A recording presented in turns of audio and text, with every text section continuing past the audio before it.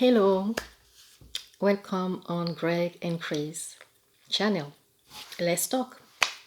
Today, I would like us to talk about no filter with Naomi. I would like to do a review on that. Sorry, most of the time, let's say 85-90% of the time, I don't have makeup, so sorry. I'm not here for the, you know. For those who have watched No Filter with Naomi, you all know that this series ended last week, 3 or 4 days ago. Yes, by now. And I really, I had things to say about that because I really like the concept. Okay, let's talk about. Why am I interested in doing this review? Since I've been a little girl, okay, back in the 90s, we had back home this type of newspapers, kind of, let's say, tabloid newspapers. And actually, the fact that I could see someone that could be, or was a representation of myself. I'm not talking about the package and all this. I'm far from it, I know. But what I mean is that at the moment that I saw Miss Naomi Campbell, I was, let's say, not excited because I didn't know who she was at the time. Yes, and in those days, Mike Tyson was famous, and I used to watch boxing, matches on TV, and I really like what actually struck me was that there was a picture of Naomi Campbell on one of those newspapers where she was run away, a catwalk, and at the moment that she turned, we could see one of her boobs out of the clothes, and she was not bothered, and back then, I was still in Cameroon, and for me it was just no shocking. I was just like, oh, and she doesn't look like she's bothered by this, and then actually I started being interested just like this. So every time that there was maybe it's a newspaper with her picture, not as a headline but on the front page, I was just like, okay, referencing the page and then rushing to to see what was new, beautiful and this. And the fact that really she was the, I could see myself in her because it wasn't common at the time. I remember I was much aware of Claudia Schiffer, Cindy Crawford, and Naomi Campbell. These were the three women I was most aware of at the time. But bear in mind that I was in my teens. I was in my teens. It's let's say that it's something that I always remember. Yes, the fact that there was a black lady on the cover in the magazines, in the newspapers, and it was all about fashion. I was just wondering how could she stand, on those heels. Until today, I don't wear heels. I prefer flat shoes or sneakers. I am better that way. I feel comfortable that way. I don't want to fight my gravity problems. Okay, so today, like I said, I would like to talk about that concept. But before that, I would like to present the host. I would like to present the lady. I don't know her Personally, I don't know her. I've always admired what she was doing, the representation that I mean, that she was for me. So, and the day I discovered that we are actually, or let's say at the time that we were actually from the same, astrological sign. I was so happy. She's Gemini. She's born on the 22nd of May. I am Gemini too. I'm born on the 15th of June. I was just like, yes, girl, yes. And of course, I was interested. I was really interested and curious, But at the moment, I knew that she was Gemini, a little bit like, I started referencing, I started making a list of those, let's say, celebrities who were as Gemini as I am. John Collins from Dynasty. There are so many people, but the most outstanding of them was and is still Naomi Campbell. So, and at the time, I knew that she has Jamaican origins. I didn't really know that she was British.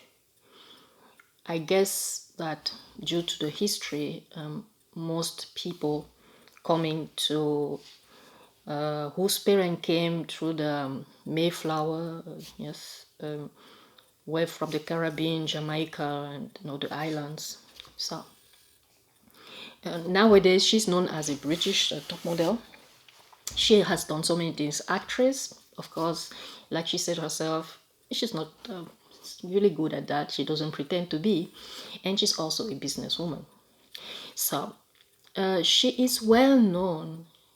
Naomi Campbell is well known to be a groundbreaking, let's say, character or person. I don't know how to put that in the fashion industry.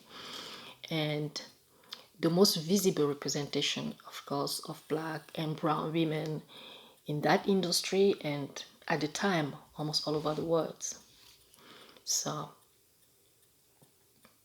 of course, you would tell me that there were some other models before her. We are not disputing that fact, but she, like I said, she was the most famous of all of them.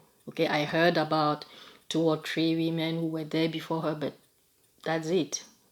Unless you search, the only name that comes out of all of these will always be Naomi Campbell. Yeah. So, and let's come to the main concept of no filter with Naomi. Okay, so now and during this, and really confinement, Miss Campbell has had this wonderful and creative idea of putting a series of 15 episodes. Of course, I think that when she started, I don't know if she already knew that she would only make 15 of them first. But she started this series of 15 episodes and live stream on YouTube, which is by far the most popular mainstream to spread or to use as a platform. Yes. And what I liked about this concept is that Naomi trimmed her connections to bring us a handful of iconic friends. And okay, among them you had Cindy Crawford, because the first episode that she has started was with Cindy Crawford. And then I remember Christy Turlington, Marc Jacobs, sorry for my accent, Marc Jacobs. We had Anna Wintour, Venus and Serena Williams, Sharon Stone. We had PDD, that is Sean Combs, mostly known as PDD. There was also that man, Piaccolo. Sorry, I don't want to butcher his name. So he was among the first designers to sew and to design clothes to be worn by Naomi Campbell. And recently I've watched a video.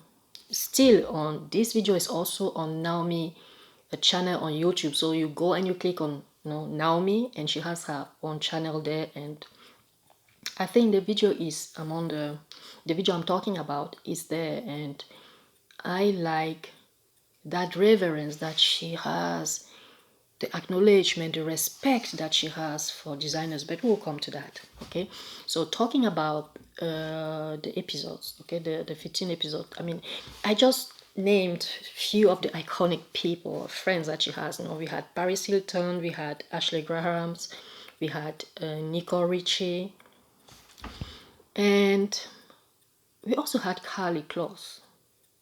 I hope I said it well. Carly Close. Yes, and the last one, the last episode, she had it with Jackie Aina. Sorry if I pronounce the Aina in the wrong way. Jackie Aina. And her interview, that is the interview of Miss Campbell, had a wide and diversified range, and this allowed us, okay, her viewers, to know a little bit more about about her, let's say, her guests, but also to know more than what tabloids, yes, used to spread, whether in the present time or in the past. Because let's say that most of us have read many things in the on tabloid. There was a time where I used to read this garbage, but I was very young. I was in my teenagehood. I was not even in university at the time. I've not even finished my. At the time, I was still going to the first stage of high school. So just to tell you that I didn't really know better, but it was a way to inform myself about what was going on out of Cameroon, and at the time, of course, there were no social media, so you were not really exposed to the haters. Okay, so to come back to the interviews, I mean, the topics, let's say, what came out of these interviews for me was the great friendship and sometimes chemistry that Miss Campbell had with some of her guests. And most of them, or let's say some of them, could be felt throughout the screen, if you understand what I mean. You were just there and you could feel it, because the wonderful thing there was that she had these moments where, with her guests, okay, they were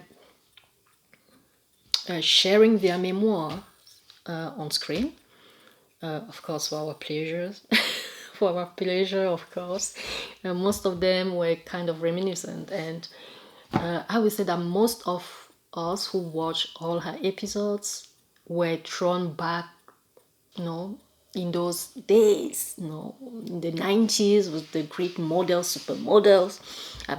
It's at that moment that we started hearing for the first time the term supermodels. Okay, it was another time. It was another era.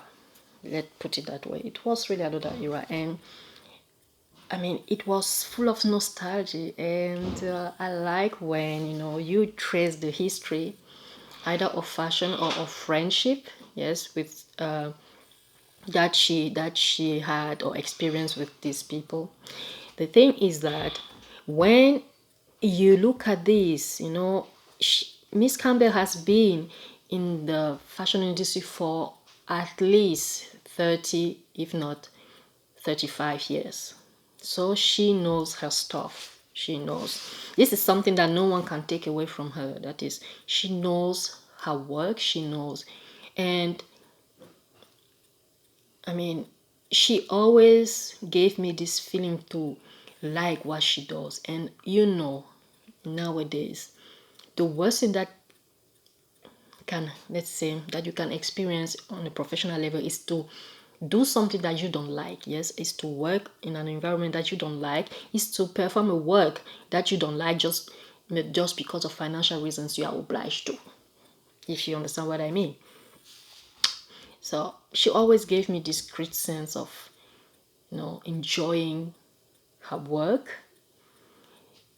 if I can say, sucking into let's say the world of luxury and fame. And thank God she did not let herself be completely lost in that world. So, talking about the memoir, talking about the souvenir that she shared with her guests, I would say that most people were mesmerized by Naomi's ability to remember things. Yes, that happened even when she was beginning, even when she began her work. I mean, she could remember where she were 35 years ago. But this thread does not really surprise me, because it doesn't really come as a surprise for me, because Gemini, we possess what is considered to be the most impressive ability to remember things.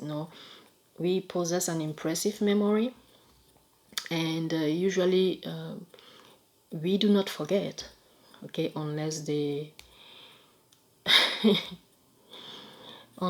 let's say we don't care enough to remember, if you understand what I mean. Yes, when we are really some people in the comments, for example, were complaining that she keeps interrupting her guests. It's not about interrupting. I call it passion. Okay, that is something that people sometimes have hard time to understand when it comes to Gemini.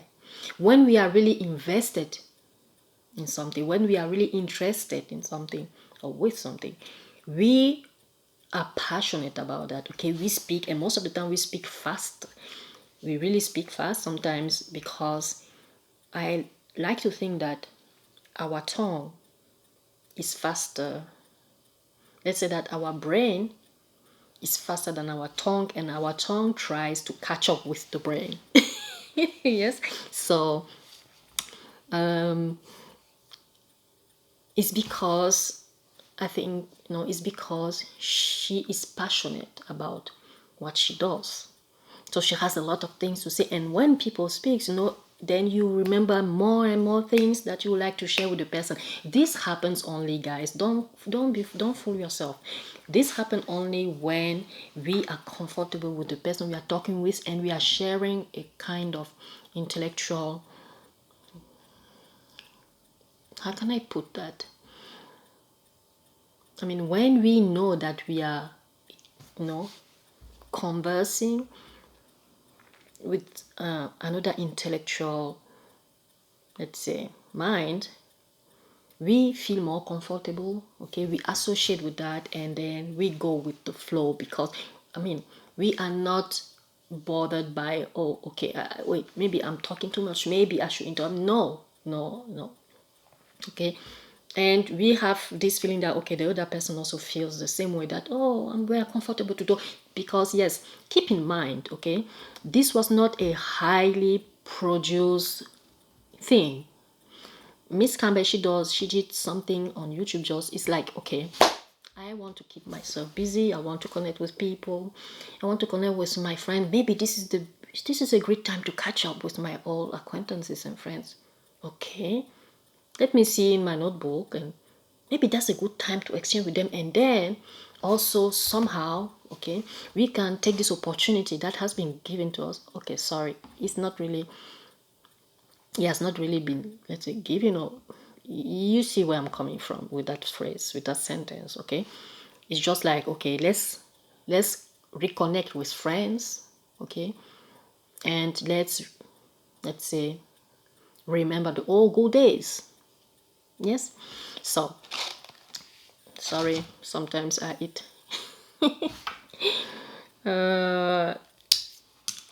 we call it pistachio. So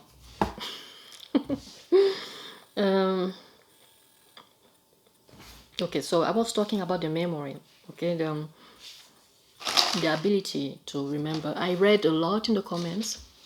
People were just like, wow, how come? Because she kept asking, among the first questions, she was just like, do you remember where we met? And some of the guests could remember. Other people were just like, please tell me, maybe I will remember when you tell me. And so it was funny. I really enjoyed the interviews. I really did. So the topics were diverse. We had beauty, fashion, haute couture. You would tell me that is the same thing, but not really. We had work ethics, charities, science, music, makeup, art, politics even. Of course, slightly touched, but there was definitely a topic on politics. We had religion. Miss Campbell is someone who is deeply religious. I guess, with her, how can I put that? Her respectful nature and grateful nature, she acknowledges, yes, that I've been given this opportunity. I might as well use this platform to do some good. Thank God for that. So there were topics on religions and travel. I will come to that. So I gathered 10 of my most, let's say, 10 interviews that actually struck me. Okay, I decided to categorize them. For example, let's start with the most iconic for me. Okay, I'm talking to you about my 10 most wonderful out of the 15, okay, interviews that she conducted on YouTube. Please, I will invite you to do the same. If you have watched No Filter with Naomi, please let us know which was the best for you, and if you can classify them, that's fine. So for me, the most iconic interview was definitely having Venus, Serena, and Naomi on the same video. Oh my goodness. Not that she had only one sister, she managed to have both of them. And why? Because that particular interview brought together 3 groundbreaking women. And the respect and reverence that Naomi showed or has for the Williams sisters was something very emotional to watch, and one in a lifetime moment for me. Maybe you tell me that maybe sometimes they meet at some events. I doubt, because the Williams sisters are still training. And I think that also each one of them, when going to an event, is for a special reason, something that resonates with their causes or the causes or cause that they defend or that they support. So I don't think that they are hanging out, every day. So for me, it was something very iconic. And the fact that Naomi in that interview said also, you were the first in everything. You were the first to win. The Grand Slam. You were the first to win a double. You were the first two sisters. It was, even if she was not on court, even if we didn't see her on court, she definitely watched they are matches. Yes, I want to believe so. So for me, it was just wow. So this was the most iconic. So the most fun interview for me was Aina. The most fun interview was Aina, Jackie Aina. It was the last episode, not the 15th one. And it's only there that I learned that, okay, Aina is a makeup artist, and that she did some tutorials. And what I find funny in that episode was that at the end they had a makeup session. So like you see, I really have had time to find a good makeup for me. I don't spend my time, in front of the mirror painting my face. I'm trying, okay, I'm trying. And yes, we had, when they were doing the makeup session, okay, because I don't want to spend too much time on the, you know, on those episodes, but when she was doing the episode with Jackie Aina, we had the opportunity and the privilege to get some beauty tips, secrets from Naomi, regarding, for example, facial mask, body scrubs, and using natural products or ingredients from the kitchen. I always believe in the natural things. I don't know if it's a Gemini thing because we are from the air sign, but if we can use as much natural product on our body, our skin, as much as we can, we will not spit on that opportunity. So most of the tips that Naomi gave, it was the ingredient in the kitchen. Okay, you don't need to go out and look for something cosmetic and whatever, when you have it here, right here in the kitchen, in your house.